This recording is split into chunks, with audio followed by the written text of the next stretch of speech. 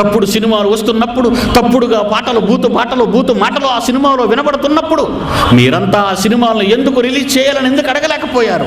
మీ పిల్లలకు చూపించమనైనా మీకు చెప్పి వెళతారా అలాంటి సినిమాలకి?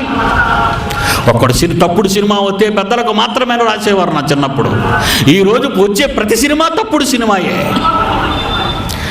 ఈ సినిమాలు తప్పు, ఈ పద్ధతులు మంచివి కావు, మా పిల్లలు పాడైపోతున్నారు, నా తోడబుట్టిన ఆడపిల్లలు, అక్క చెల్లెళ్ళు చెడిపోతున్నారని ఒక అన్న అడగగలుగుతున్నాడా? ఒక కన్న తండ్రి అడగగలుగుతున్నాడా? ఒక కన్న తల్లి అడగగలుగుతుందా ఈ సినిమా మీడియా అని చెప్పండి. ఇష్టం వచ్చినట్టుగా బరితెగించి సినిమా ఇండస్ట్రీ అటది. ఈరోజు దాని పేరేం పేరండి? సినిమా ఇండస్ట్రీయా?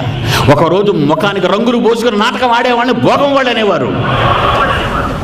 భోగం వాళ్ళు అనేవాళ్ళని ఈరోజు ఒక ఇండస్ట్రీ అయిపోయింది. వాడికి పద్మశ్రీ అవార్డులు, పద్మభూషణ్ అవార్డులు. ఏంటండి ఇదంతా? ప్రభుత్వానికి బుద్ధుందా? ప్రభుత్వానికి బుద్ధుందా? అక్రమమైన ఇలాంటి సినిమాలన్నీ తీసినప్పుడు నిర్మాతను మూసేయాలి, డైరెక్టర్ను మూసేయాలి, అర్ధనగ్నంతో నటించిన, బూతు మాటలతో పాటలు పాడిన ప్రతి ఒక్కరిని మూసేయాలి, ఇండస్ట్రీని మూసేయాలి, సినిమా ఇండస్ట్రీని మూసేయాలి. మంత్రులే వాళ్ళ వెనకాతలు తిరుగుతున్నారండి, ముఖ్యమంత్రి వాళ్ళ వెనకాతలు పడుతున్నాడండి. ఈరోజు ఓట్ల కోసం యాక్టర్లను తెచ్చుకుంటున్నారండి వాళ్ళే. వాడు బట్టలు ఇప్పుడు నాట్యం చేసినా ఇక మాట్లాడడానికి వీల్లేదు అలా ప్రభుత్వం వస్తే. ఎవరండి చెప్పగలరు వీళ్ళకి? ఎవరండి శాసించగలరు వీళ్ళని? మీరే ఓటు వేసి గద్దెనెక్కించిన మీరే గద్దె దించే అధికారం ఉన్నవాళ్ళు.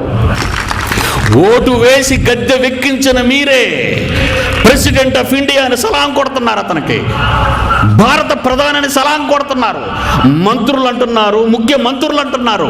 వాళ్ళందరూ ఎలా అయ్యారో తెలుసా? నీ ఓటు హక్కు. ఆ హక్కును ఒక్కసారి నువ్వు మడత పెట్టేయి. ఈ ఎన్నికల దగ్గరకు నువ్వు వెళ్ళొద్దు. సభ్య సమాజాన్ని అశ్లీలతతో కూడిన పరిస్థితులను కల్పించాలని మాట ఇచ్చి మీ మధ్యకు మాట ఇచ్చేవాడే మిమ్మల్ని సరిగ్గా ఏలేవాడవుతాడు. అందుకే దేవుడు అంటున్నాడు, మీరైనా ఆపండి. చిన్ననాటి నుండి దేవుని జ్ఞానాన్ని మీరు తెలుసుకోండి, ఆ జ్ఞానాన్ని మీ పిల్లలకు నేర్పించండి, మీ పిల్లలకు కూడా నేర్పించండి అని రాశాడండి. ఎంత మంచి మాట. కన్నులు తెరువుమా నేటి క్రైస్తవ తరమా, క్రీస్తు రాకతో అపవాది అంతమా.